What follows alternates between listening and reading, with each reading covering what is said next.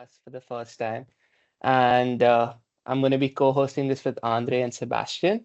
And it is my honor to be doing it with Andre because he's very, very experienced in podcasts and in the industry. And I really, really appreciate his podcast. So, Andre, thank you for doing this with me. And our whole purpose of this series is to really showcase the LATAM world to the rest of the world in mining, in civil engineering, and through our episodes, we're really going to get the voices from the field, talk about projects, and also bring in a bit of new technology as we go. So thank you so much. Over to you, Hey, Andre. oh, thank you, Ritvik. Thank you for the invitation. So, welcome everyone to this joint venture that we are doing here. So, I'm switching to Portuguese. Obrigado, pessoal. Estamos aqui agora com o Ritvik do Groundbreakers, que é podcast também muito interessante acerca de instrumentação e tecnologia, não é? Curiosamente, nós começámos basicamente um dia a seguir ao outro. Ele inaugurou o podcast dele a 31 de agosto de 2023 e o meu a 1 de setembro de 2023. Duas partes do mundo distintas, mas o mesmo intuito: divulgar a engenharia geotécnica, a geotecnia e também tudo aquilo que se faz de bom em várias regiões do mundo. E hoje vamos nos focar na América Latina. Portanto, fico por aqui e passo a palavra para Sebastián. Bueno, no, encantado de estar acá también para volverlo más confuso aún entre inglés y portugués y español, pero pues no, dar la bienvenida. Obviamente la idea es compartir experiencias, ya los dos lo han dicho. Y bueno, pues de conocer un poco más de lo que se hace en Latinoamérica en minería y cómo podemos mejorarlo. Gracias. So I think, as the viewers may have noticed, we're going to be doing it in Spanish, English, and Portuguese. And this is going to be the first one in our industry. So we're very grateful to have Mr. Bazan here with us. He's a technical manager at Vale, and he's leading innovations in geotechnical asset management across some of LATAM's most complex terrains and mines. And he's a force in bridging safety, sustainability, and future-focused monitoring. And as Andre said before we started, he has a lot of experience in maintenance of instrumentation as well. We have Mr. Mauro Codevilla with us. He is a principal geotechnical engineer at ESOA SA in Argentina, and he's also a member of ISSMGE and ISRM and the TC220 field monitoring. He's a professor at the University of Buenos Aires in the Faculty of Engineering, with his main expertise in superficial geophysics, geotechnical instrumentation, and lab testing for soil and rock. He loves to promote geotechnical topics in both the academic world and in industry environments. We also have Ms. Daniela Paulacudas, who is a consultant at Arcadis and board member of ISSMG as well. Daniela champions research-driven, impact-focused geotechnical engineering with a powerful commitment to empowering future leaders in the industry. And we have Sebastian as a co-host, and he was the first ever person to do Groundbreakers with us. So it's good to have you back, Sebastian. And he's a project manager at Aegis and a professor at the University of Pittsburgh. Sebastian blends academic rigor and real-world leadership, advancing deep foundation and mining innovations worldwide. So thank you, everyone. And I think we're going to gain a lot of knowledge and experience through the podcast. So over to Andre. So, thank you everyone. So, let's start the round of questions. I'm going to change to Portuguese now. Start with Bazan. Então, Bazan, bem-vindo, não é? A esta nova aventura aqui. Já foi nosso convidado no nosso podcast. Mas vamos aproveitar aqui um pouco da tua experiência. Como é que começaste nisto na engenharia civil, na geotecnia e aquilo que tu desenvolves agora nas tuas funções na Vale, não é? Nós já adiantámos, lida muito com manutenção, mas também implementação de sistemas de monitoramento e tudo mais. Mas bem-vindo. Obrigado pelo convite, André. Então, a minha trajetória na engenharia geotécnica ela começou ainda na graduação, né? Eu fiz uma bolsa de iniciação científica, na época era o professor Alexander Corman, que era docente na Universidade Federal do Paraná, e foi meu primeiro contato com instrumentação geotécnica, né? Eu trabalhei na análise de dados de um talude estável, né, onde passava o gasoduto Brasil-Bolívia, né? Então, foi uma experiência que me apresentou muito na prática, né, o desafio da estabilidade em costas, e o valor da tecnologia do monitoramento na análise de riscos, né? Na sequência, eu atuei no laboratório de materiais e estruturas da mesma universidade, né? Então, ampliou aí minha base técnica em laboratório de solos, né? E essa formação foi essencial para minha entrada na Fulgro, né? Na empresa que eu trabalhei aí por 11 anos antes de ingressar na Vale. Dentre esses projetos marcantes aí da minha carreira, né, eu vou destacar dois, bem no início da minha carreira, foi quando eu trabalhei na construção do projeto da ThyssenKrupp, Companhia Siderúrgica do Atlântico, no Rio de Janeiro. Atualmente é uma propriedade da Ternium, era uma região de solos moles, e foi um projeto bastante desafiador e bastante enriquecedor também. Então, eu atuei assim, em diversas frentes do início da carreira, né? Investigação geotécnica, ensaio de campo, teste em estacas e fundações e na instrumentação geotécnica. Então, foram 2 anos de dedicação e esse projeto, para mim, foi uma virada de chave, né? Porque ele proporcionou a minha base técnica e a vivência de campo que sustenta o trabalho que eu desenvolvo até hoje.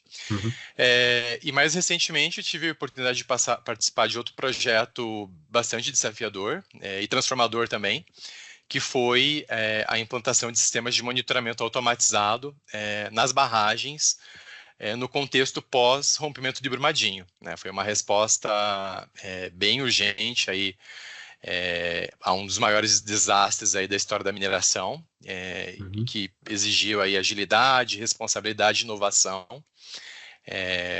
Trabalhar nesse projeto foi bem desafiador, principalmente no cenário regulatório em transformação, né? A gente teve uma mudança nas leis relacionadas à mineração no Brasil, né? E era um momento de grande sensibilidade social e foi um aprendizado bem enorme, né? Então, a missão era bem clara naquele momento, que era garantir mais segurança e confiabilidade nos sistemas de monitoramento, utilizando tecnologia de ponta e novos modelos de gestão.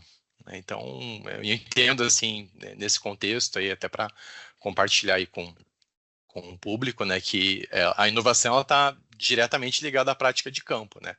Cada desafio que a gente enfrenta, cada investigação geotécnica, cada instrumento instalado, né, aproxima a gente de soluções geotécnicas mais seguras, eficientes, sustentáveis, né? Então, é a vida no campo, né, que a engenharia se transforma em ação, e essa é a conexão do conhecimento técnico com a realidade, né, que a prática, que a inovação realmente acontece. Eu acho que podemos...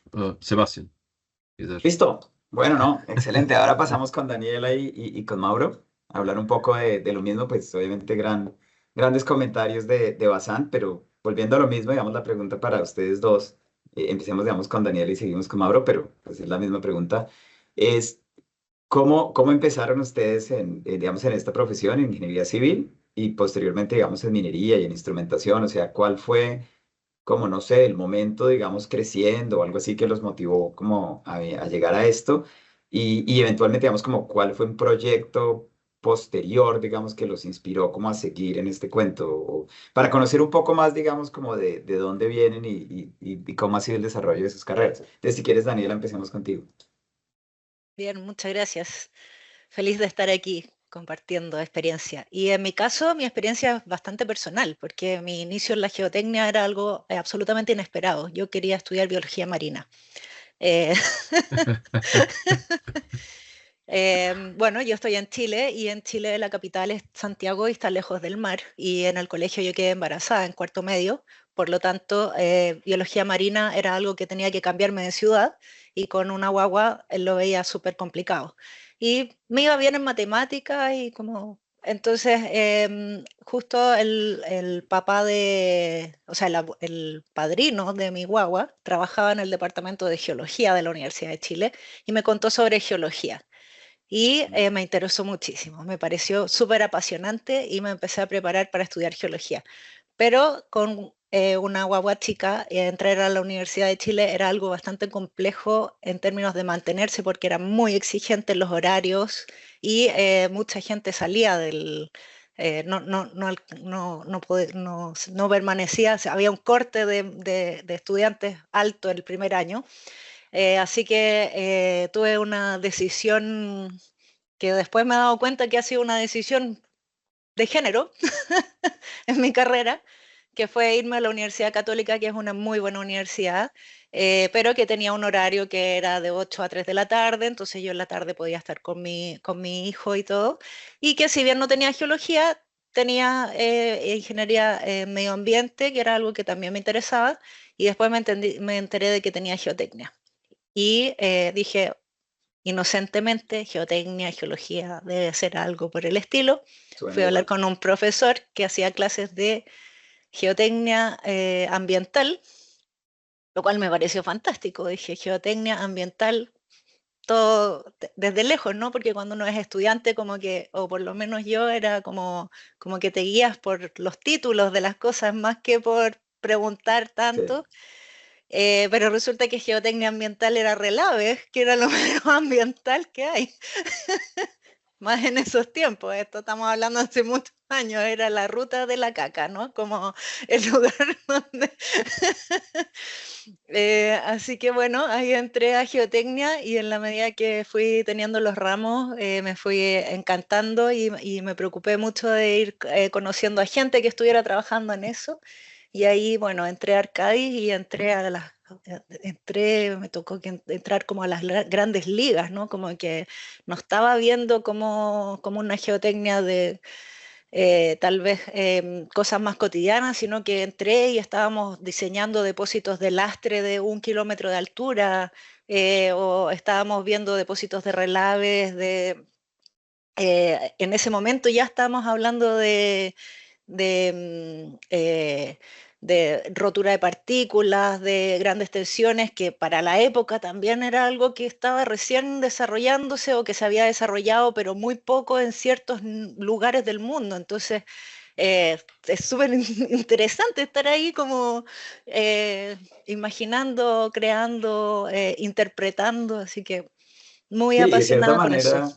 de cierta manera pionero, ¿no? Porque digo, fuiste Sí. pionera también en esto. Bien interesante cómo llegas a digo, a un rol de liderazgo, sobre todo en una compañía como Arcadis, y tengo que darte la pauta porque mi esposa también trabaja para Arcadis, Ah, acá mira. en Pittsburgh, entonces estamos conectados, pero sí, no, pero súper interesante cómo llegas y bueno, pues obviamente ya has establecido un nombre en la industria. Y Mauro, no sé cómo es tu historia, si es algo similar, más por casualidad, o tú naciste ya predestinado para la instrumentación y la Nadie minería. nació predestinado para nada. Yo soy un futbolista frustrado. Uy, Eh, pero es que aparte naciste en el país más complicado de ser futbolista. eh, Muy sí, digamos competitivo. que sí. Sí, hasta hoy en día, si no juego al fútbol los sábados, no tengo una buena descarga tierra. Pero para lo que más interesa, de chico me gustaban las matemáticas.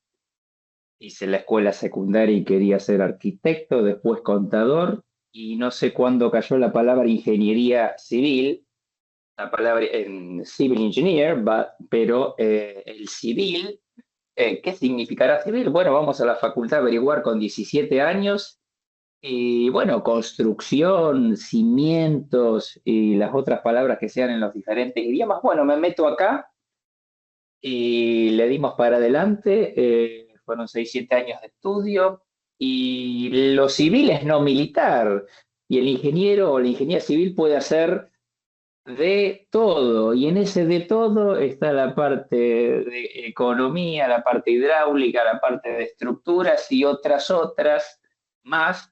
Bueno, y por ahí apareció la geotecnia, la mecánica de suelos, la geología, que a veces son cuestiones similares, otras veces no. A mí siempre me gusta decir, llame a un geólogo, y otras veces me gusta decir, llame a un geotécnico, y otras veces me gusta decir, llame a los dos. Estas cuestiones que hablamos siempre son multidisciplinarias.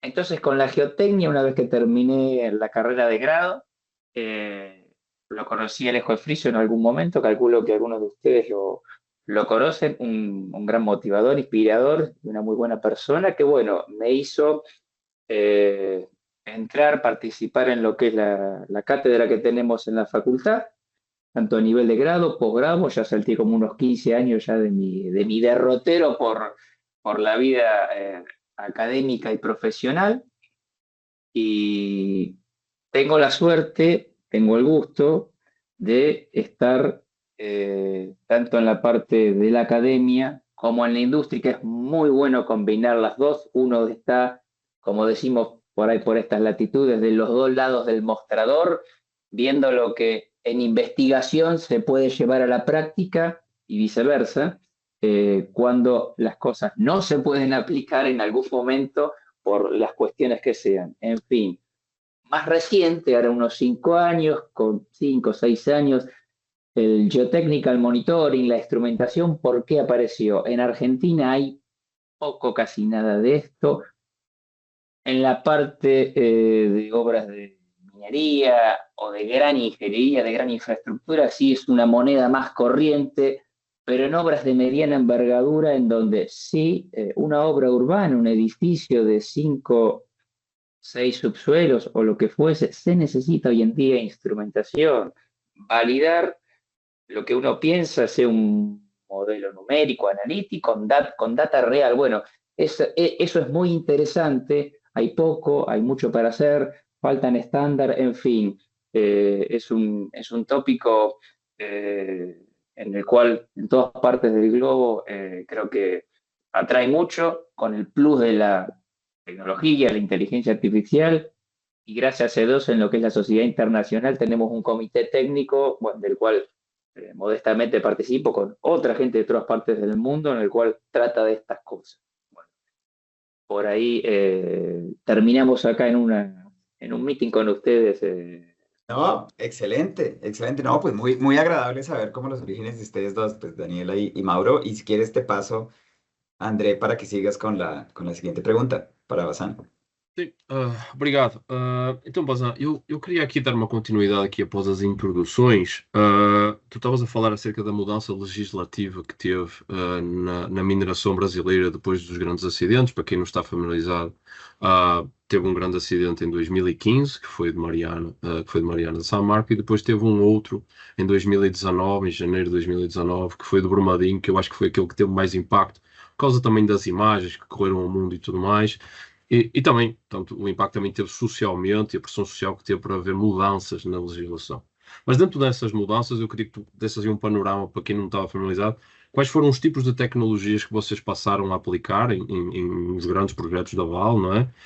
Também faz um pouco dos centros de monitoramento geotécnico, que eu acho que as pessoas não têm ideia da dimensão e da tecnologia que é concentrada nos centros de monitoramento geotécnico nas mineradoras brasileiras, especialmente na Vale, e também aproveitando a manutenção, não é? Que tu prestas em todos esses equipamentos, que o teu cliente acaba sendo o centro de monitoramento, não é? Portanto, se pudesse falar um pouquinho disso, eu acho que seria muito interessante.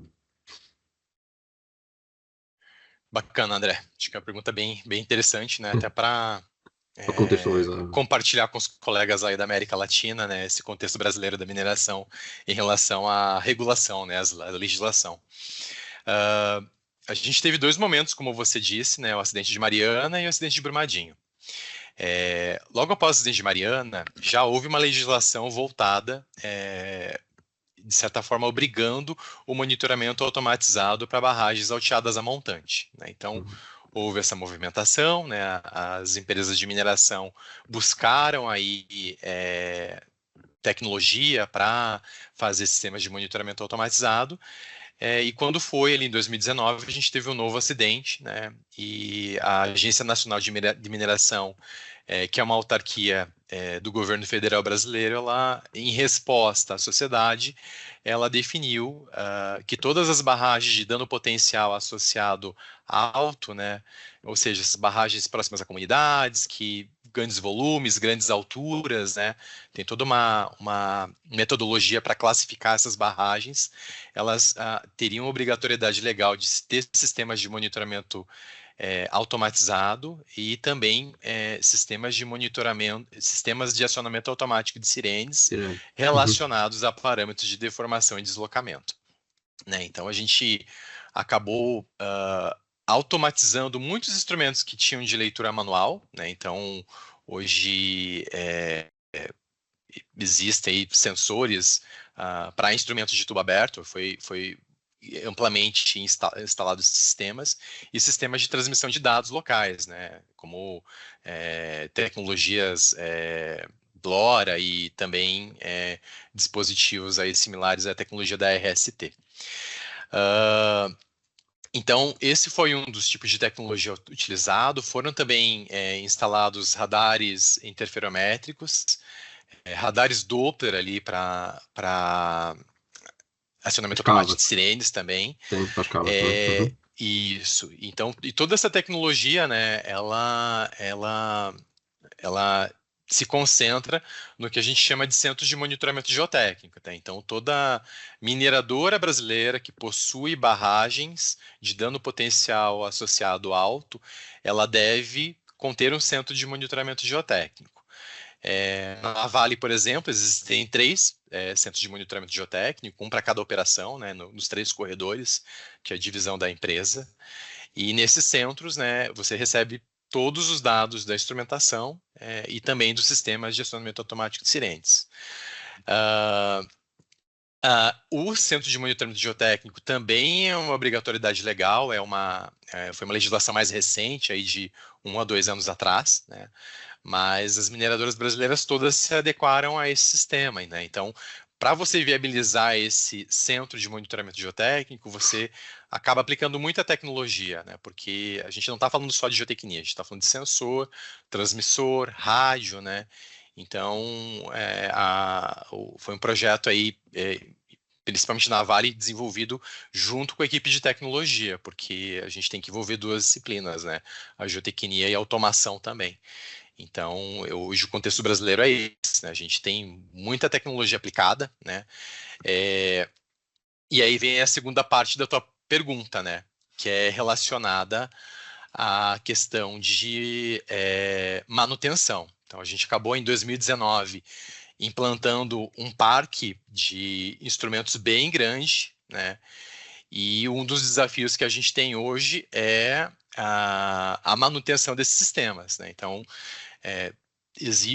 ainda existe, na minha opinião, uma percepção que ela é um pouco equivocada, em que esses sistemas substituem, assim, integralmente a atividade humana, né? E eles funcionam de forma autônoma e contínua, né?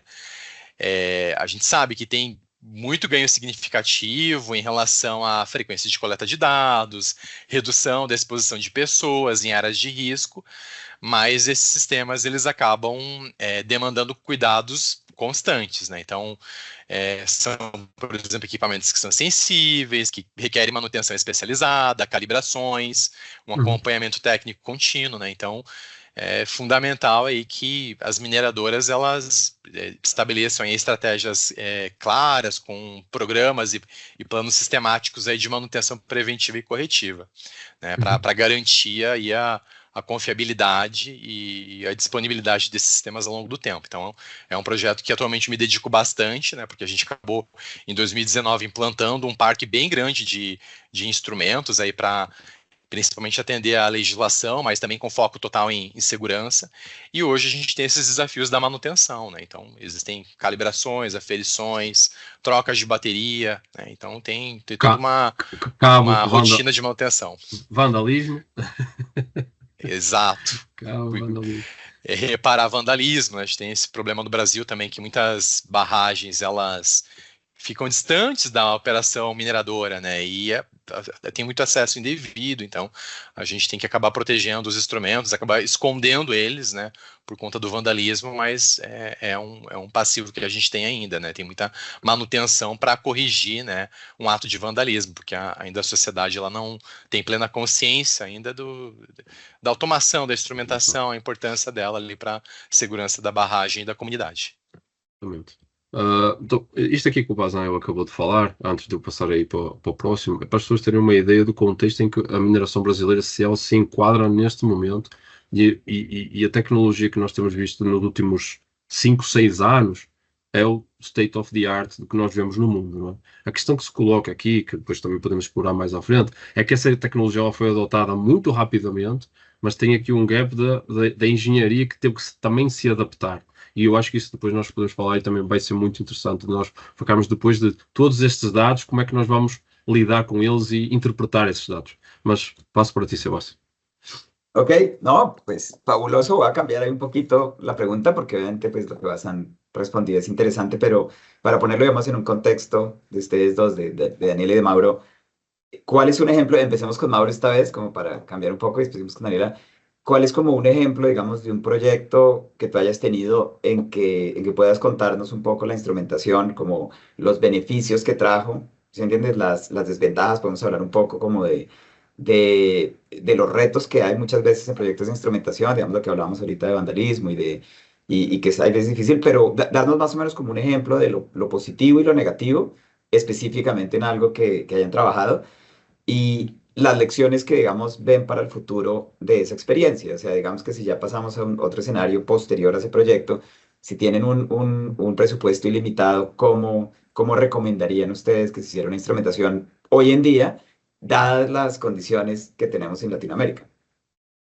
Bueno, voy a ser breve, obviamente, digamos, no voy a hablar más de 3 minutos.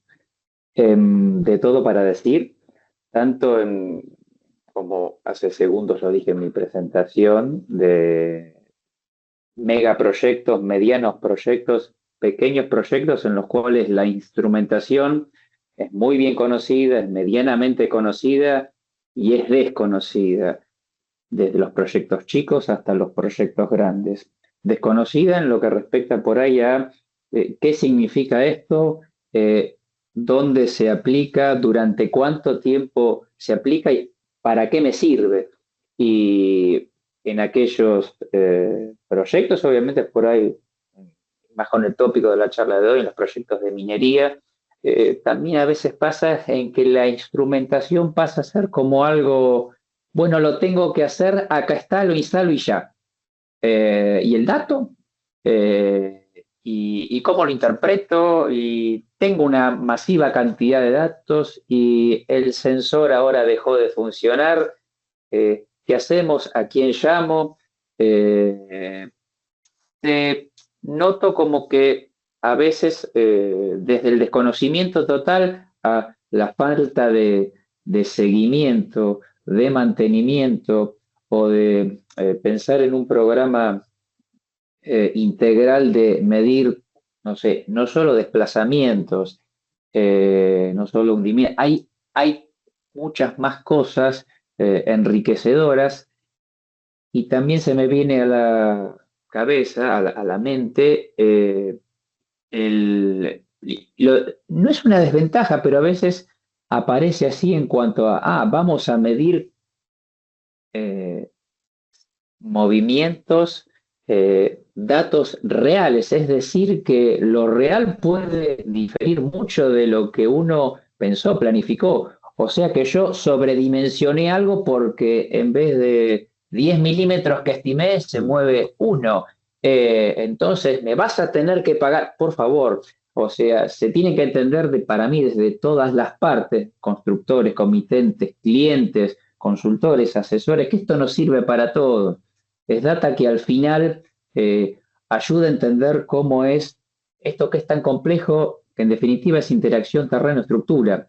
Y gracias a Dios que tenemos sistemas en los cuales sea manual, semimanual o 100% automatizados, nos permite medir en tiempo real o medir la realidad para calibrar, para reutilizar, y el proyecto que viene lo haremos mejor o con las experiencias que tuvimos de este.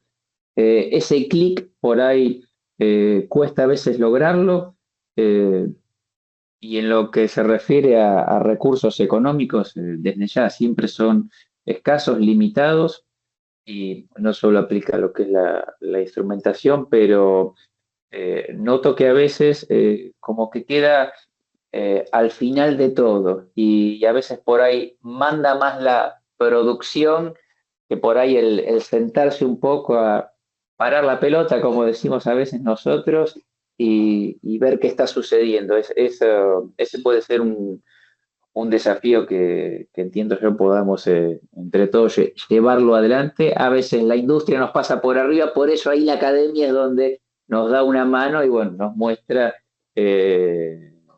en los congresos, mediante artículos de estas charlas, qué cosas podemos cambiar un poco el foco. Dani, te paso la palabra.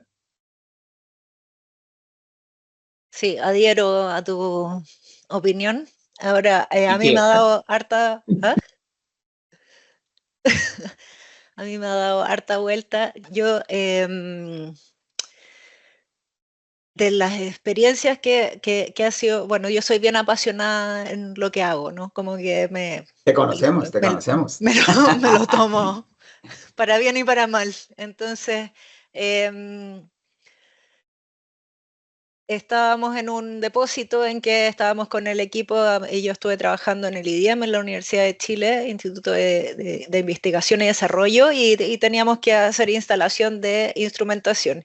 Instrumentación que no era era lo básico que uno puede considerar, no era algo súper sofisticado, pero por lo mismo, finalmente con cables y con todo lo que eso conlleva, entendiendo el cuidado que tiene que tener, ¿no? Entonces, cuando tú estás ahí y tienes que hacer una perforación, que tienes que perforar, pasar por todo el muro de arena, ¿no? Primera instancia, ya, ok.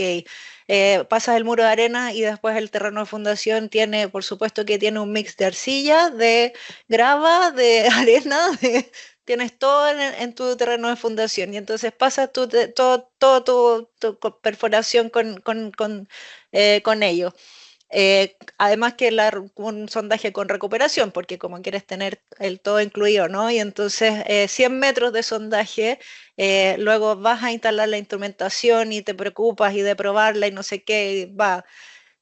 Puede ser además de todo lo que te demoraste en entrar a la minera, que hiciste tu procedimiento, que hiciste que todo tu equipo estuviera con todos sus pases y con todos sus cursos, ¿no? Y todo. Y que además que justo como era un muro de arena, la construcción te permitiera que tú pudieras instalar tu sonda ahí porque en ese momento no iban a estar trabajando.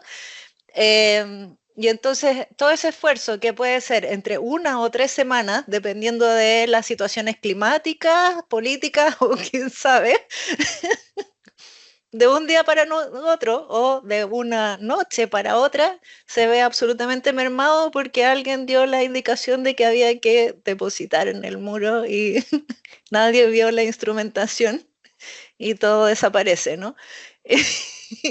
Y tú dices, ¿qué pasó aquí?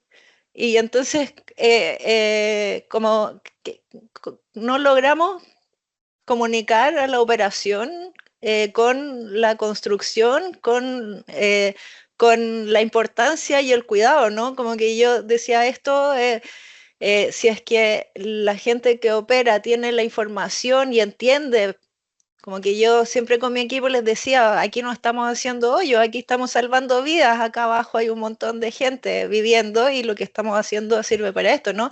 Entonces, como finalmente yo soy una súper, me parece que todas las automatizaciones son fantásticas, que reducir el riesgo de las personas es fantástico, pero tenemos que preocuparnos de seguir siendo seres pensantes que entendamos para qué estamos haciendo las cosas y la importancia de ellas, ¿no? Y en ese sentido, claro, mi discusión con el administrador del contrato me decía, yo he hecho todo lo que puedo hacer, pero esto ya sale de mis manos. Y, y yo le decía, pero es que tienes que tomar a todo ese equipo, sentarlos en el comedor de la mina y darles una charla de por qué están... Y me acuerdo que le levantaba las manos así, pero ¿por qué? Entonces, tal vez, claro, nos hace falta... a mí me pasa eso, que siento que nos hace falta todavía entrar en esa componente, hacer el match, ¿no? Más allá de un checklist de qué es lo que hay que hacer, cómo lo tienes que hacer, cuál es el que quede bien. Mismo a nosotros como consultores, como gente que recomienda, que promociona esto, si no está escrito, es lo que te decía hace un rato, si no dice en el pliego la palabra instrumentation, no lo hagamos. Entonces ahí nos deja en desventaja. Sí. ¿Volviste, Sebastián? Regresé, imagínate. Esto Estás prueba en- que hasta en Estados Unidos se va la internet. Latinoamérica ahora está es el trabajando. teléfono. En Latinoamérica Of course. Latinoamérica Of está mejor. course. Sí. No, pues creo que cuando me fui lo que yo estaba diciendo es que en Latinoamérica hay mucho talento técnico, ¿sí me entiendes? Hay mucho talento humano, hay mucho talento técnico, pero desafortunadamente tenemos un montón de barreras, digamos, como lo mencionabas ahorita, Mauri, como lo mencionaba Daniela también, que muchas veces va más allá de lo técnico, o sea, son como procedimientos o cosas, o inclusive el cliente no entendiendo lo que se hace. Y eso creo que es bastante único de nuestro mercado. Pero bueno, no, eso era todo. Si quieres, seguimos, André, con las preguntas. Sí, Adela, Perdón, antes No. que sigas, Sebastián, ¿puedes, parece que estás con el teléfono, si es que lo puedes dejar fijo, porque como que se ve moviéndose ahí. eso. Perfecto. Ok, así mejor. Porque si no me mareo y empiezo a hablar más tonteras. Ustedes vayan Por ahí, siguiendo, voy a por ahí es poner más acá, entretenido. voy a poner acá lo voy a montar ahí, ¿verdad? ¿Qué tal ahí? ¿Ya quedó mejor? Completamente Perfecto, quieto. súper. Muchas Perfecto. gracias. ¿Prefieres vertical o horizontal? No, está, Vamos a ver. Ah, bueno, bueno. parece que Ritby dice que horizontal. Yeah. Horizontal. ¿Así? Ahí, pues, Listo. buenísimo. Excelente. Gracias. Si ves, no nos paramos por nada. No, Sí. sí. la internet en Listo, todos perdemos los de lados. nuevo. Continúa. Vamos prosseguir? Não, vamos continuar. Depois ele se junta aqui para a gente não perder o nosso horário. Esto es Latam. This is Latam. É, Latam. This is Latam. Latam way. Tenemos que dejar en claro de que aunque hable español, no está en Sudamérica. He's an outsider. Então, aproveitando aqui o tema que nós estamos a falar aqui dos desafios, pegando um ponto aqui que o Mauro falou, que eu acho que é a parte da regulação e de estar escrito. O Brasil tem dois cenários distintos, que é o setor da infraestrutura e o setor da mineração. O setor da mineração está no papel, está escrito que é obrigatório monitorar. Na infraestrutura tem uma recomendação para monitorar. Mas eu posso colocar eu posso, como eu costumo dizer, eu posso colocar um pino de assento, monitorar deste lado e estou monitorando. Portanto, é diferente. E outra coisa importante na mineração brasileira é a supervisão. Eles têm que cumprir a lei, mas também têm uma entidade que fiscaliza essa lei. Não é só a lei que resolve. Tem uma entidade, a ANM, que é a Associação Nacional de Mineração, que vai verificar, e ela tem que receber os reportes e tudo mais, que vai verificar se está tudo feito. Porque se não estiver feito, a operação é parada. Portanto, existe uma lei muito clara quanto a isso. Portanto, eu acho que era um ponto importante essa questão de estar escrito ou não é, a diferença de atuação nesse aspecto. E outra coisa que eu queria aproveitar o Bazar é assim, visto que a Vale é tão grande, o Bazar atua não só ela atua na Vale no Brasil inteiro, em todas as divisões aqui, em todas as minerações, em todas as mineradoras, desculpa, em todos os sítios. Em termos quais são os desafios que tu tens mais em termos da implantação dos projetos, como a Daniela estava falando, às vezes uma falta de comunicação, tens uma pessoa que passa por cima de um equipamento, estraga, e às vezes não está fazendo a instalação direito. Tu que tens trabalhado também muito com essa questão do QAQC, que é o controle de qualidade, não é? Das instalações. Como é que isso, e eu também sei que, por exemplo, a Vale, pela falta de determinados procedimentos, assim, na regulamentação, tem feito uma série de procedimentos internos de controle de qualidade, checklists. Como é que vocês têm desenvolvido isso durante este ano? Questão de implantação, a gente teve um esforço bem grande de implantação nas barragens, né? Isso já está saneado. Só que após o acidente que a gente teve em Brumadinho, né, a aprovação de projetos de barragens, ela está um pouco mais restrita, então vem outros métodos de disposição de rejeito, né, como o empilhamento, né, empilhamento de pilhas de rejeito e pilhas de estéreo rejeito. E nessas pilhas, né, a gente também teve, inclusive, um acidente recente, não sei se os colegas tiveram acesso às imagens, né, mas uma pilha de rejeito ela rompeu e por pouco não atingiu uma comunidade, né, e nesse tipo de estrutura, né, então os projetos de instrumentação ainda estão em fase de implantação. E é um desafio mesmo você implantar o instrumento e ter o ativo, né, a pilha, em construção, né? Então é muito comum ali danificar os instrumentos durante a fase de construção. Então é bastante desafiador esse processo, né? Passa muito por conscientização da equipe que opera a pilha, né? Mas a recomendação normalmente é você colocar o instrumento, né? Se for um instrumento a ser instalado direto no maciço após, né, a fase construtiva, né? Durante esse período, você pode fazer outros monitoramentos de deformação, com acho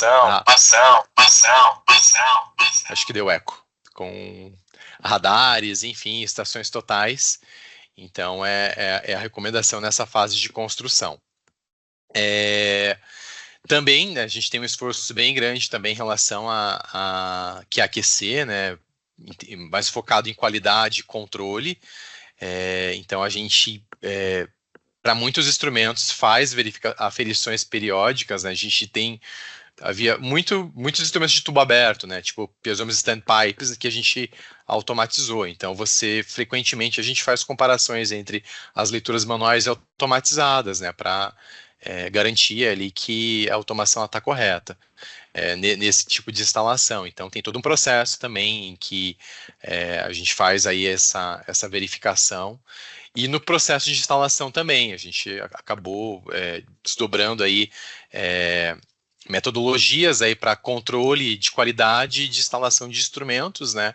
Principalmente nesses casos aí que a gente vai ter instalações em pilhas de rejeito, né? Então é bem importante esse processo de que aquecer para garantir que o instrumento ele seja bem instalado, né? Ele siga aí todas as recomendações técnicas e que no futuro você tenha os dados de monitoramento, né, confiáveis, né? Então essa etapa que você mencionou ela é bem importante. A gente tem de fato desenhado documentos internos aí para essa garantia, tendo em vista a grande quantidade de pilhas, né, de rejeito e rejeito estéreo, né, que aí a gente tem aí na indústria da mineração, não só na Vale, né, mas outras mineradoras também já estão utilizando esse método de disposição de rejeitos. Sebastián. Listo, bueno, no, yo acabo de llegar después de todas estas confusiones y un par de aclaraciones, que yo estoy en Estados Unidos, en Pittsburgh, y acá también se va la internet y vuelve y se vuelve a ir, lo cual muestra que en América Latina, y Estados Unidos 0. Pero bueno, no, bien, creo que si quieres corrígeme, André, pero creo que ya estábamos en la parte de las preguntas, en la tercera parte, como en el quick round, creo, o estábamos todavía en la segunda. En la del cual estaba finalizando la segunda. Listo. No, si quieres, bueno, pues más o menos volvemos como a lo mismo y es describir, digamos, estábamos un poco hablando de esto cuando nos desconectamos, así es que no sé qué tanto ustedes continuaron, pero, o sea, ¿cuáles son como los principales retos, digamos, en el ambiente de América Latina? Y lo que yo hablaba cuando me desconecté es que hay mucho talento humano y hay mucho talento técnico, pero muchas veces, digamos, los mismos dueños o la misma regulación, lo que hablábamos de que es como hay que tener instrumentación, es como un checklist, pero no se va más allá, se recupera, digamos, se coge toda la información, pero después no se sabe qué hacer con ella. O sea, ¿qué específicamente, digamos, vemos en Latinoamérica o en los proyectos que son como unos, digamos, como unos obstáculos propios que podemos tener en Latinoamérica? Y bueno, y cómo digamos, puede superarse para una mejor implementación de toda la tecnología. Y ahí se los boto a Daniela y a Mauro a ver quién responde primero. Yo diría las damas primero, pero puedo comenzar yo. Si Dale. Hablo. Bueno, como siempre la pregunta y la respuesta son amplias. ¿Qué más para decir? Creo que la manera de seguir divulgando, mejorando, metiéndolo más en la industria y que la industria demande de este tópico, de esta actividad, puede darse por, primero a nivel de lo que es la universidad, la formación, la capacitación de tanto de profesionales como de operarios calificados que sepan entender lo que hacen, para qué, por qué, y levantar esa información. Lo que es la academia, por ahí en la parte de grado, ya es algo muy específico, con lo cual queda un poco afuera, en mi opinión. Son más los cursos de posgrado que por suerte existen, por ahí no serán en demasía, pero por lo menos sí en Argentina de a poco los vamos incorporando. De hecho, ahora a la tarde tengo que dar instrumentación en lo que es la parte de túneles con la Universidad de San Juan, con lo cual hay knowledge, hay capacidad, hay materia gris e interesados en que esto progrese. En particular, en lo que es, no lo quiero llevar a Argentina, pero no sé si por ahí los otros países hermanos de la TAM les sucede. A veces la falta de proveedores del servicio, del instrumento, del cable, del sensor, el traerlo de afuera. En Argentina lamentablemente es prohibitivo, pero eso es muy del pendular de la economía nuestra. Al margen de ello, y frente a esa escasez, es posible, en mi opinión, con buenos ingenieros electrónicos, con algunos recursos locales y con capacidad hasta desarrollar el instrumento, ojo, no del todo, pero la materia gris que hay es muy buena y se pueden hacer grandes cosas, no dependiendo por ahí de el recurso extranjero. Que no se malinterprete también, la idea es trabajar todos juntos, pero frente a la falta o a la necesidad, a veces un poco nos lleva. Y vuelvo a lo mismo, la falta de estándar, el que aparezcan los códigos, en que se demande que más que nada se entienda para qué y no sea mal utilizado la información, el resultado, el diagnóstico, porque en definitiva todos nos vemos beneficiados. Ahí es donde hay que divulgar, hay que participar en los congresos, hay que escribir, hay que tocar puertas para que, así como hoy en día, no sé, un ensayo de integridad en un piloto, es un control de compactación, lo que sea, instrumentarse algo común, digamos, y bien hecho y bien interpretado, que es lo posterior que siempre viene o durante el proceso de una instrumentación, no menor. Dani. Creo que estás en mute.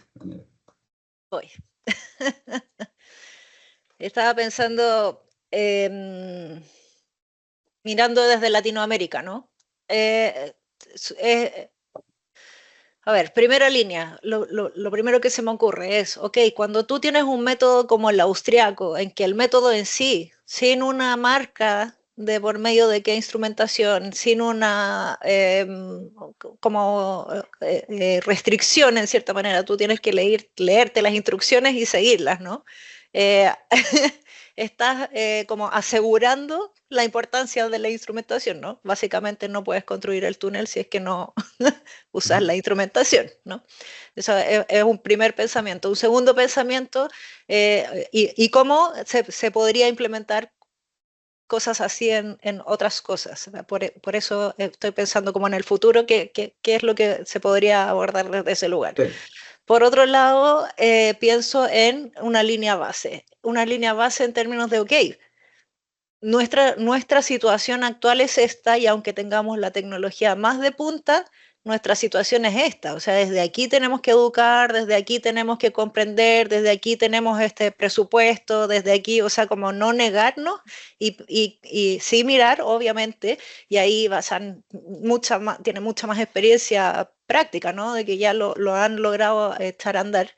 Pero no olvidando el lugar en que estamos para que efectivamente se pueda concretar, porque si no estamos como un poco en el aire, ¿no? Siento que como que es una declaración de buenas intenciones, pero que no se puede llevar a cabo. Y lo tercero, tal vez en esa línea, y no sé cómo sea en el caso de ustedes, pero conversaba con Mauro antes, por lo menos acá la parte de instrumentación está absolutamente desacoplada. Tú tienes a alguien que te vende los instrumentos, alguien que te instala los otros instrumentos y cada loco, cada persona, cada entidad que maneja la información del instrumento con distintos software también o con sus distintas metodologías. O sea, el hilo no existe ni técnicamente ni en términos de gobernanza tampoco, ¿no? Pensando también como tal vez el GICTM en Relaves ha estado ordenando más eso, pero en general, si tú quieres la mirada completa, no la logras tener. Por eso digo, como esta línea base, tal vez ahí es donde hay que construir mirando para adelante. Sí, es bien interesante lo que dicen los dos, porque uno empieza a mirar, digamos, de dónde viene el problema o dónde son los retos principales. Y digamos que pues, lo que concluimos con Mauro es, la educación existe, ¿sí me entiendes? Me he dicho, y lo que yo hablaba anteriormente, técnicamente, obviamente, hay gente muy capaz, ¿sí me entiendes? Y las universidades se están capacitando en eso. La industria como tal, digamos, la industria de instrumentación, las compañías existen también, porque obviamente, pues, si no, no estaríamos teniendo este panel. Ya obviamente se está haciendo, ya hay proveedores, tal vez hay que conectarse un poco mejor, que es lo que decías tú, Daniela, como de crear esa línea de quién lo vende, quién lo instala, quién lo monitorea. Muchas veces, digamos, inclusive acá en Estados Unidos pasa que un proveedor, digamos, listo, te da los instrumentos, los instalan, pero después yo cómo voy a hacer para leerlo. Entonces me toca a mí conseguir mi propio software o si se necesita que el producto esté ya en un punto, o sea, que la tecnología y se esté vendiendo de una manera que ya esté lista para implementar, que igual creo que ya hay muchos avances en eso, pero todavía se puede manejar más y después digamos que volvemos como cerrando el círculo, volvemos al otro lado, al cliente, ¿no? Y el cliente, cómo el cliente tiene que hacer para, digamos, tener una normatividad de esto, para estandarizarlo, que se convierta en una práctica, no que es como único de un proyecto, entonces porque hay un megaproyecto, entonces tenemos que tener instrumentación, pero esto es una vaina que pasa una vez cada 5 años, entonces escoger especificaciones de otro proyecto, tratar también de cerrar el ciclo y a la vez todo conecta porque vuelve a lo mismo de Mauro, claro, entre más capacitación tenga el mismo cliente, la misma agencia que está desarrollando el proyecto, si ellos saben más de toda esta tecnología, pues pueden exigir la tecnología. Muchas veces si estamos con un cliente que no tiene esa educación, pues desafortunadamente no van a entender. Yo lo miro, digamos, pasando de Latinoamérica a Estados Unidos, yo llevo acá ya 20, ¿qué? Como 24 años. Cuando yo llegué acá, la instrumentación todavía estaba en un punto así, ¿sí me entienden? La industria todavía estaba muy desconectada. Se ha conectado muchísimo más y en ciertos sectores, digamos, que está muy avanzada, en otros sectores no está tan avanzada. Y minería es bastante relativa dependiendo de qué estado y qué compañía estés mirando. Y si lo pasas, digamos, también a transportes, pues todavía es más diferente. Entonces, es interesante ver cómo esos retos que en Latinoamérica digamos que se están pasando, se han visto también en otras partes del mundo, ¿no? Y qué soluciones se han podido adaptar desde todos esos puntos de vista, desde educación, desde o sea, la industria como tal, más conectada, educación a los dueños, requerir unas especificaciones. Pero me parece muy interesante todo lo que mencionas. Si quieres, te devuelvo la palabra. Ah, bueno, no, Mauro, dale. Agrego algo más breve y es importante porque es una pregunta que nos hacen mucho. How much? ¿Cuánto cuesta? Están hablando tanto de instrumentos. How much? ¿Cuánto cuesta? Y creo que todos, por lo menos ya es mi opinión personal, coincidimos en que el impacto económico es mínimo. No estamos hablando de una mega inversión en lo que respecta a medir para entender. Es mínimo. Hay que pensarlo, decirlo, escribirlo antes. Cliente gobernanza, ahí lo que dijo Dani, para mí ahí es el clic. Eso es lo que hay que trabajar más. En Colombia hay un dicho muy famoso que es el que tiene para el whisky, tiene para el hielo. Y es verdad, si tú ya vas a pagar el whisky, puedes pagar el hielo. O sea, si ya te metiste en un proyecto de esto, es un costo mínimo. Y lo que tú dices, y hay que también entender lo que la instrumentación, yo diría que una de las percepciones que hay o de los mitos que hay contra la instrumentación es que se asocia a que si fuera una investigación. ¿Sí me entiendes? Que entonces lo ven como, es que usted está haciendo investigación en esto. O sea, como, ¿Por esto qué es un vas a doctorado para medir? alguien. ¿Por qué Sí, vas a medir? ¿Qué va a pasar? sí. Ya Y pues ves. digo, obviamente la instrumentación en su momento pudo haber Sí. sido para investigación, pero, ¿sí me entiendes? Pero eso no es hoy en día. Y yo, para mí, digamos, la instrumentación, a medida que se vuelve más estándar, se vuelve más, es un seguro que otra cosa, ¿sí me entiendes? Es una confirmación más que en realidad una investigación. Y a medida que nos movemos en un mundo donde cada vez las pólizas digamos, de liability, todos son más importantes, esa instrumentación es lo que lo que te trae esa seguridad, esa confirmación. Y para mí venderle eso a un cliente en un proyecto grande es muy fácil, porque es como, este es el seguro que usted tiene, esta es la manera en que usted está mostrando que las cosas se hicieron correctamente, esto es una inversión muy pequeña en comparación a lo que podría desatar el no hacerlo, digamos. O sea, es un costo que vale la pena. Sí, pero yo creo que más allá de la inversión también es tener clara la operación y eso yo creo que finalmente ya no está incorporado en un cotidiano, es como lavarte los dientes, ¿no? Ir a Sí, medir. sí, de acuerdo. Eh, Tiene que volverse algo estándar. Tiene que entonces, volverse claro, parte del... entra en un estándar. Eh, y lo otro que yo siempre digo, como la incapacidad que tenemos de poder hacer como el consecuencia, ¿no? Como para poder justificarlo, ¿no? El costo-consecuencia. Ahora a mí me tocó participar en un proyecto en el cual dentro del procedimiento incluimos que hicieran ciertas mediciones con el objetivo, y me dicen, pero ¿por qué si eso no me sirve para construir? No me sirve para construir. No, pero en este momento tú tienes dos situaciones. Una que bajo condición A no puedes construir, porque los análisis no dan. Y segunda, bajo condición B, si es que construyes, te está saliendo muy caro. Entonces yo te estoy diciendo en tu procedimiento, mide, mide, mide, mide, y una vez que midas, es posible que B te salga menos caro o más barato y A puedas construirlo, porque vas a tener el registro para poder construir. Y ahí el escenario cambia completamente, porque tienen claro que la razón que están midiendo ahora no les sirve para el inmediato, pero les va a ahorrar dinero en el futuro. Pero ahí hay que escalar, pararse y todo, ¿no? Como adelantar. Sim, sonido. Dando seguimento aqui a que vocês estavam falando, os pontos aqui que foram levantados, principalmente do Mauro, a questão do how much, quanto custa em português. Na questão da América Latina e Latinoamérica, eu colocava também a questão de o custo da importação. Porque a maioria, como não tem provadores na América Latina, grande parte ela é exportada Estados Unidos, Europa, Canadá, Índia, fora da América Latina. E a América Latina tem, pelo menos no Brasil, eu acredito que a Argentina também tem, é um custo de importação, taxas de importação bastante elevadas. Portanto, no caso do Brasil, bastante elevados, porque eu também trabalho com um fabricante, portanto a gente sabe com isso, e isso é um fator. Eu já fiz essa estimativa aqui no Brasil, para quem não sabe, a mesma barragem instrumentada no Brasil, instrumentada, por exemplo, nos Estados Unidos, ela no Brasil vai custar 2 vezes a 2,5 vezes mais nos Estados Unidos, entre margem, impostos, frete, tudo isso. Portanto, eu entendo que isso também atinge outros. Eu lembro de estar numa palestra e um pessoal da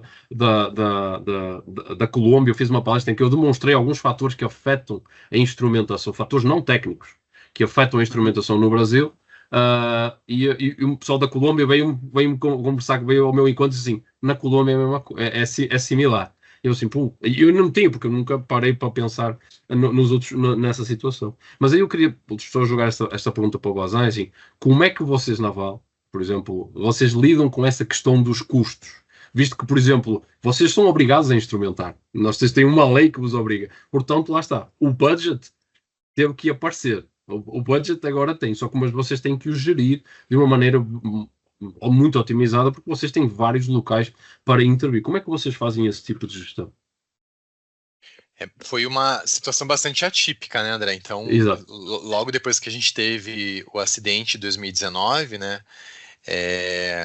não foi projetado em 2019, 2020 esse investimento em instrumentação elevado que a Vale teve, qualquer outra mineradora no Brasil teve, né? Então todas elas tiveram que arcar com investimentos aí decorrentes do acidente. Então 2019, 20, eventualmente 21, a gente não teve, entre aspas, uma limitação orçamentária para a geotecnia, né, principalmente em requisitos legais, né? Então, hoje a legislação, como a gente mencionou mais cedo, no Brasil ela está bem rigorosa, né? E existe fiscalização, né, nas mineradoras para verificar se os sistemas estão operantes e estão funcionando.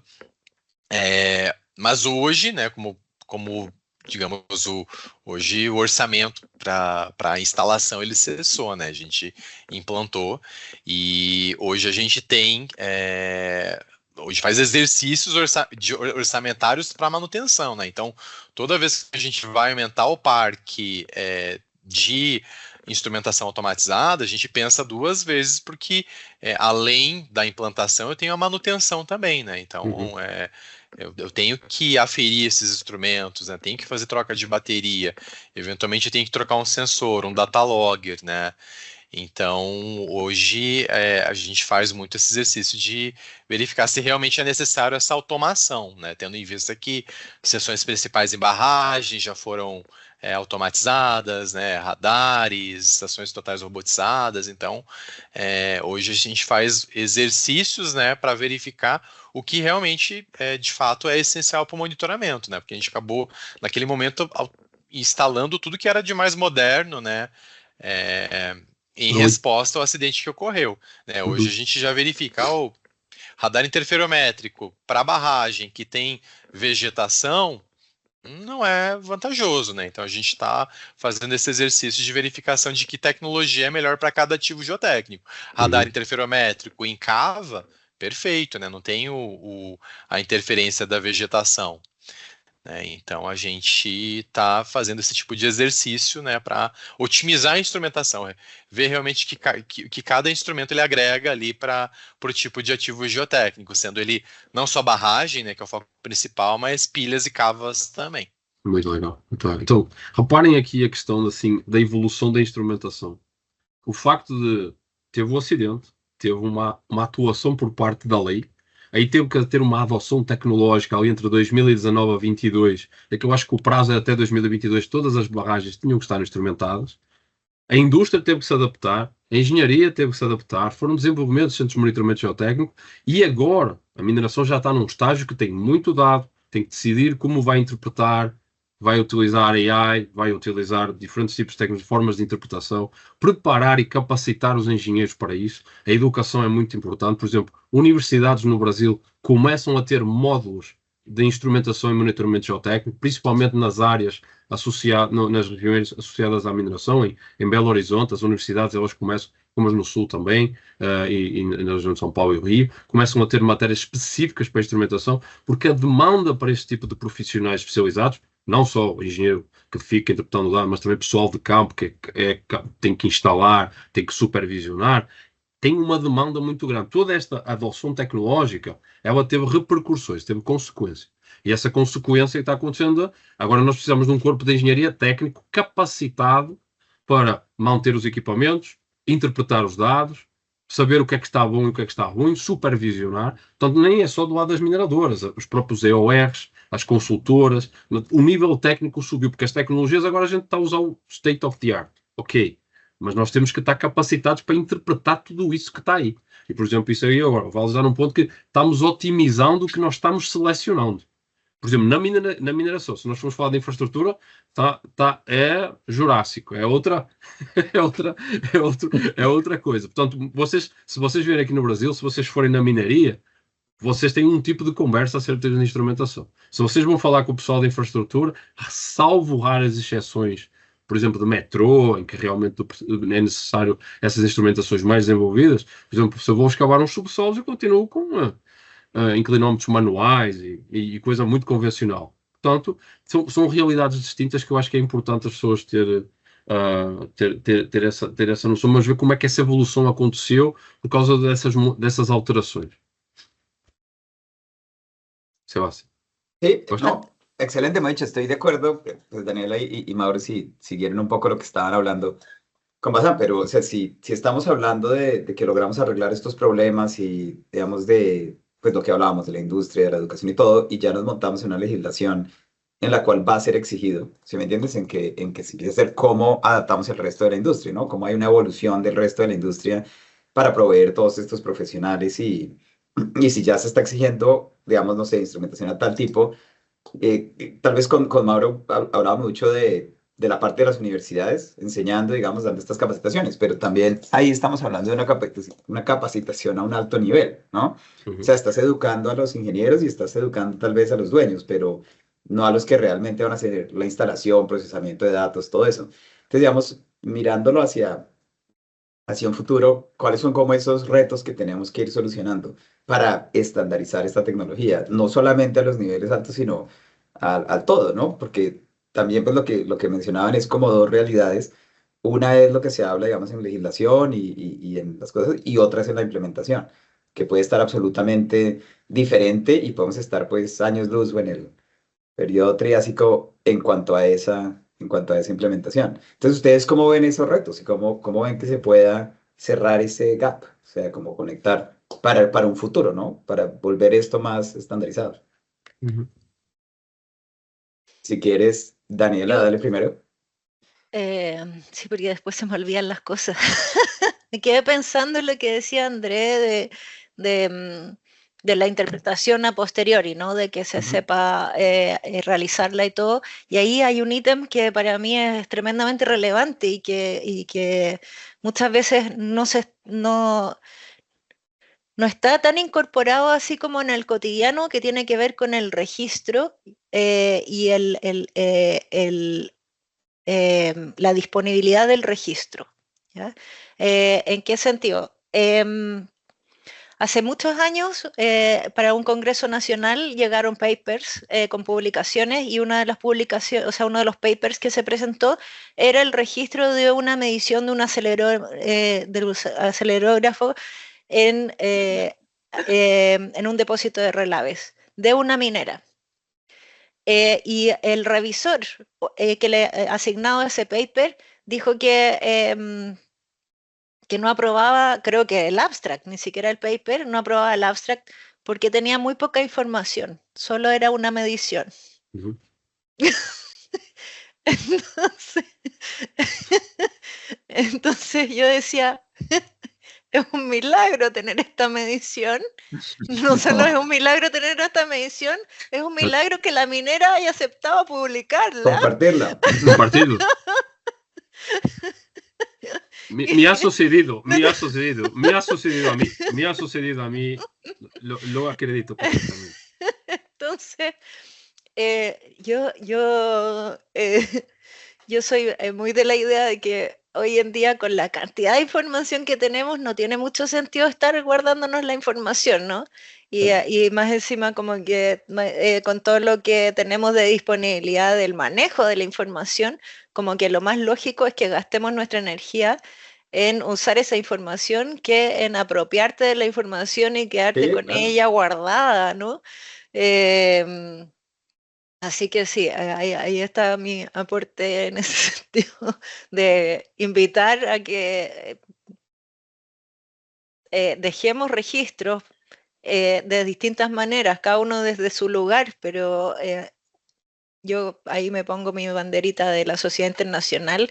Las publicaciones son tremendamente importantes y no le estamos dando el peso o sea, sí, en algunos casos sí está incorporado dentro de las empresas, pero seguir publicando colaborativamente para dejar esos registros, para no estar de nuevo inventando la rueda, para que a otros les sirva.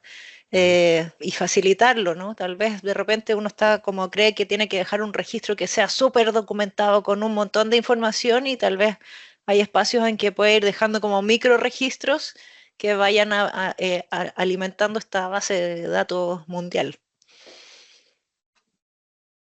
Y ese yo Eso creo que que es una decís, idea. Dani. Dale, Seba, dale.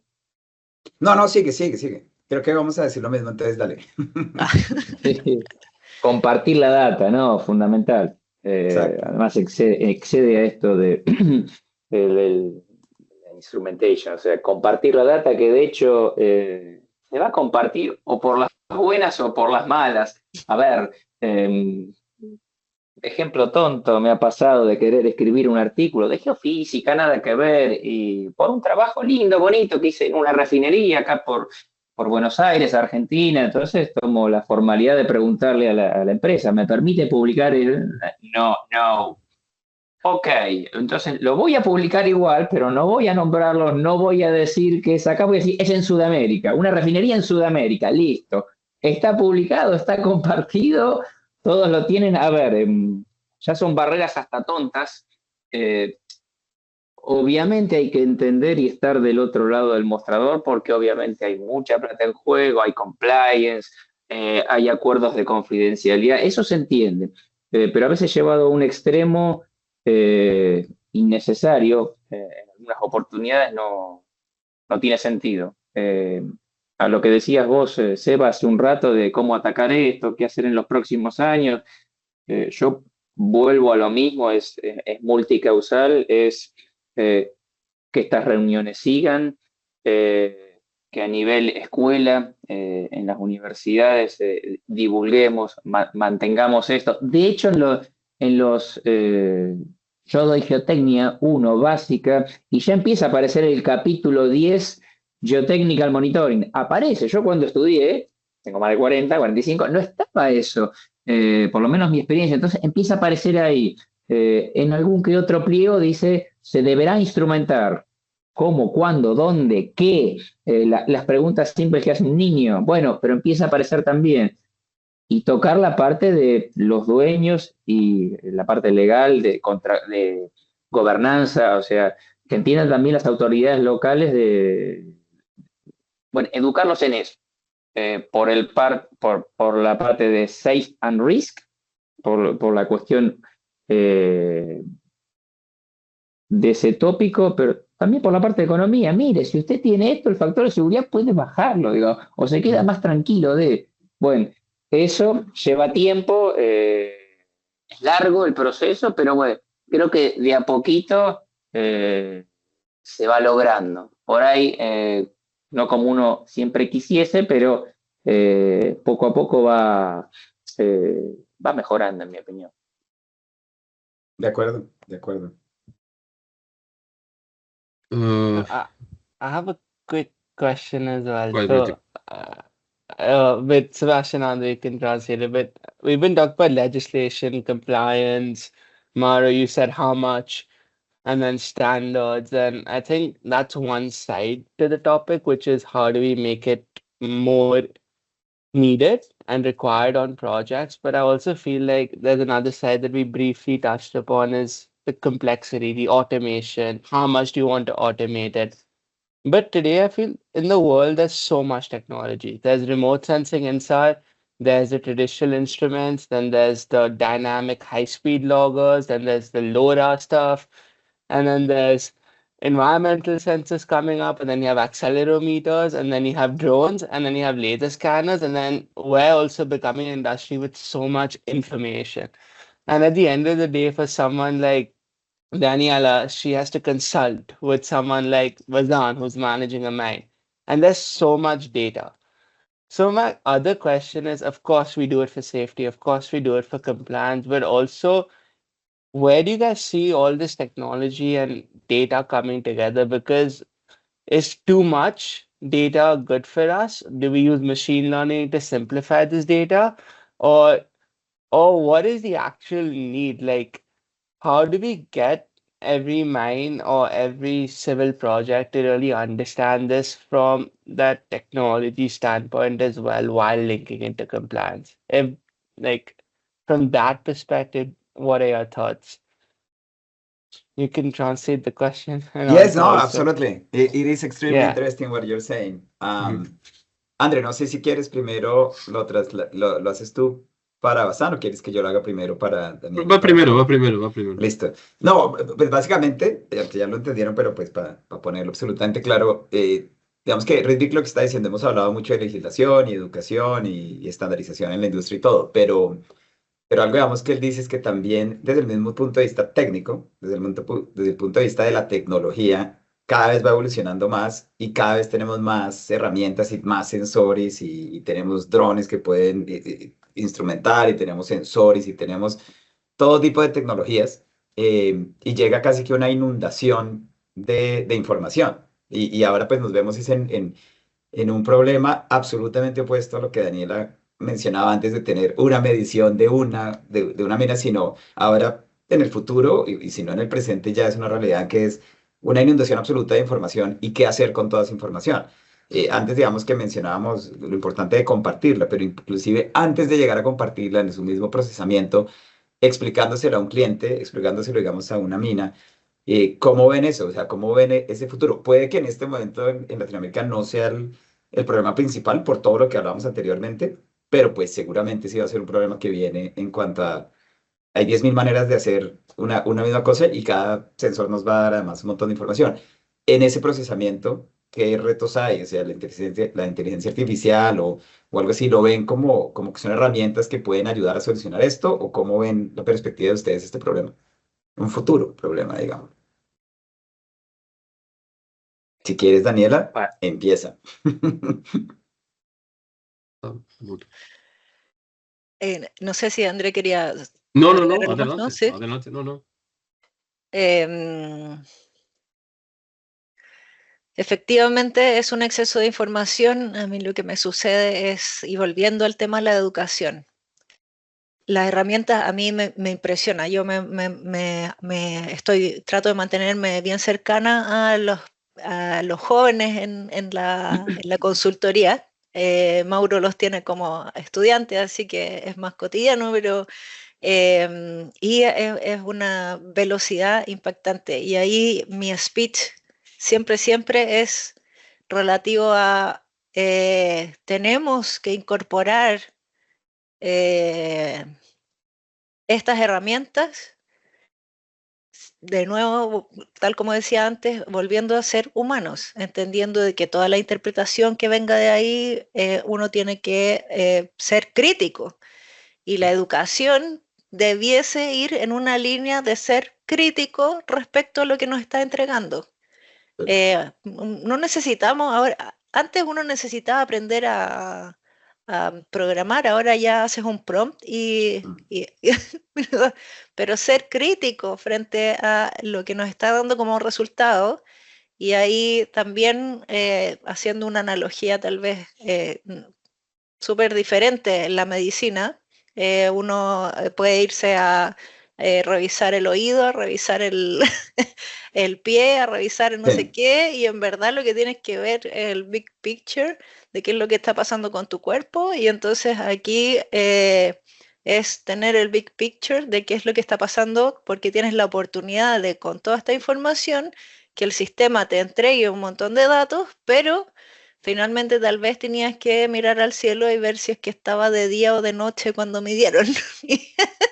Y siempre estuvo de noche y la temperatura fue otra y no es representativa. Em, ahí hay un gran desafío de cómo incorporar, de nuevo, yo encuentro que la checklist está bien, hay que hacerlos, pero tenemos que enseñar y preocuparnos de estar todo el rato desafiando a ser críticos. de acuerdo. Como lo tuyo, Dani, del buen uso, ¿no? Por lo menos me vino a la cabeza el buen uso de la herramienta y de lo de Sebastián, de hay 10.000 cosas para hacer, o hay 10.000, o sea, decenas o un montón de maneras de obtener tal o cual dato. O sea, la tecnología hoy en día que no solo atraviesa esta instrumentación, la geotecnia, o sea, nos cruza en la cotidianeidad. Hoy está Google, hace rato está Google. Yo a las chicas, a los chicos siempre le digo, a ver, no sé, flujo en tablestaca, cualquier cosa. Bueno, pueden googlearlo, pero ojo, siempre con un adulto o una adulta mayor que los guíe para que lo que les está mostrando a donde se hayan metido en el sitio sea creíble, sea confiable, esté filtrado, sea buena data. Acá lo mismo. Volviendo al nicho, al puntito nuestro de lo que queremos impulsar o divulgar o convencer a los clientes de instrumentar, de medir. El factor humano, la interpretación, me dan un gráfico de colores, me dan curvas, bueno, ¿cómo tomo esto? ¿Cómo todo eso? Primeramente, bienvenido sea que haya mucha data cruzada, pero que uno entienda lo que está haciendo, eso es fundamental. Otra vez, de vuelta a lo educativo. Y más aún, creo yo que no solo es a nivel universitario, profesional, este tipo de tareas, y mucho en la ingeniería civil nos cruzan, tenemos la experiencia de trabajar con gente no universitaria, es más, con muy diferente capacitación a la que uno por suerte ha tenido. Y trabajar con esa gente es muy enriquecedora también, porque si uno hace entender lo que quiere, el trabajo es totalmente diferente. Y la otra persona por ahí hasta se puede interesar en meterse en un sitio, verse un tutorial, que eso la tecnología hoy no los da, a cero costo, viviendo en una gran urbe o viviendo a 3.000 metros en altura en un sitio totalmente remoto, de poder disponer de toda esa información. Yo creo que el principal desafío ya más general es el poder seguir educándonos de la manera que sea.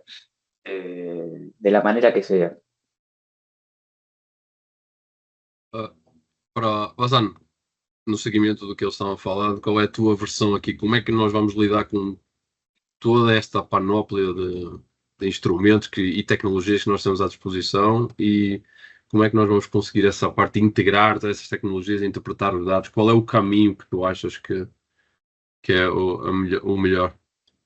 Eu acho que é um cenário perfeito aqui que estamos a demonstrar aqui, que é a questão de...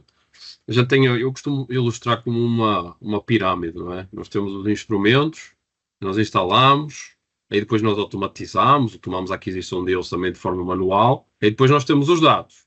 E depois desses dados nós vamos ter que ter uma tomada, vamos ter que dar uma filtrada nesses dados, tratar esses dados, e depois nós vamos ter que tomar uma decisão no topo da pirâmide.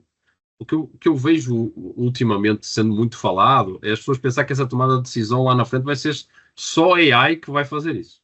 Que eu acho extremamente perigoso, não é? Tipo, o Mauro estava aqui a dizer, tem que ir lá um adulto, neste caso tem que ir lá um humano para fiscalizar isso, não é? Tem que fazer o double check do AI. Acho que o AI nos vai ajudar bastante. Já utilizo no meu dia-a-dia algumas coisas, algumas ferramentas que me ajudam a fazer mais rápido. Mas eu já peguei muita coisa em que eu chego lá assim, me descreve um API, me descreve um piezómetro de corda vibrante, me descreve um instrumento específico, e ele descreve esse instrumento como um outro instrumento, porque a base de dados tem ali tudo misturado, não está claro ainda. Portanto, a gente tem que ter muito cuidado com certos outputs que vêm da inteligência artificial. LLM, ela é maior do que isso.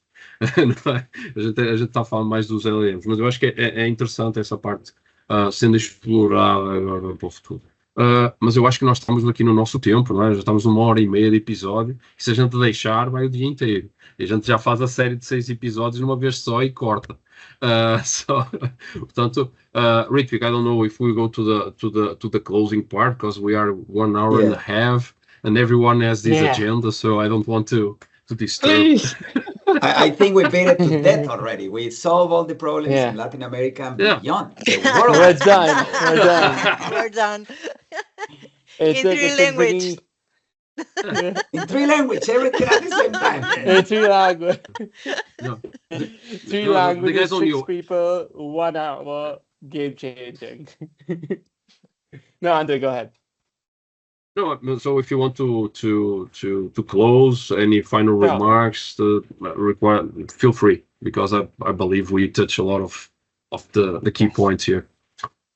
Yes, I think it was honestly one of the longest times I've stayed silent in my life and just listen and use Google Translate and ChatGPT Translate on the side with the transcript. But I think it was working well. It was my question. It was working well. It was working well. Okay. And the transcript was in Spanish, so Spanish was beautiful. The Portuguese didn't not get well caught in the transcript, so it was a Yeah. bit tricky. But I think overall, We are difficult. We are difficult. We know. it's difficult. But if the transcript was right, it would have worked pretty well. Like my English in this transcript is also coming wrong right now because the team's language is in Spanish. But to the point, I think it was a great episode, a great start to this vision that Andre and I had, and I brought up with Sebastian, and he said, "Yeah, let's do this." And I think we've had Daniela, Maru, and Bazan really share insights. They've talked about standards, they've talked about the academic perspective, they talked about legislation.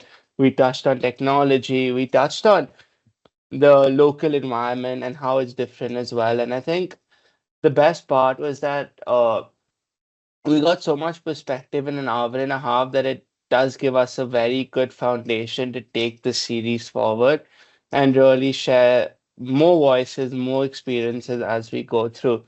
So, Andre, once again, thank you along with Sebastian for co-hosting this, Daniela, Maru, and Bazan for coming on the first episode. We hope to have you in more, and we're very excited to take this to the world and also to the local communities to really share insights and inspire people. Andre, anything to add? No, just thank you for the invitation. I think it was a great experience to be here. And I think the key point, show to people that Latin America is not detached from the world. So technically, we are there. We have our struggles, we have our things. But when people came here, it's not only jungle. That's a common thing that's happened in Brazil. They come here with the hats, thinking they are going to Amazon rivers and stuff, and they just drop in São Paulo. It's 20 million people, a concrete jungle. So it's funny to see the airport sometimes. So one of the myths in Brazil. So when people came here, they got surprised, and that's the thing. And see, we are doing very good things. We have very good universities, very good professors. Man, the local people, it's very, very good. And even the technicians on site, the effort they take to put everything without the best technology in some points. So the thing in Latin America is, if you don't have access to those big techs or big technologies, you need to be creative. And you can do the same with less. That's one thing. Me being Portuguese, living in Brazil, the Brazilians, they do a lot more with less. And that's one of the key points that I took, and not in the other parts of the Latin America that I believe it's similar. So I think it was a great episode to show that and expose that reality to the world, I think. So thank you very much. So thank you, everyone, and we hope to take this to the world. And like Andre says, sometimes less is more, and hopefully 6 of us, with a bit of translate, a bit of ambition, and a bit of fun conversations can have an impact on the world. So thank you so much, everyone. Thank you very much. All right. Thank you. Obrigado. Muchísimas gracias. Thank you. Thank you. Ha sido Obrigado. Obrigado. Bye-bye. Tchau, tchau. Obrigado. Tchau, tchau. Suerte para todos.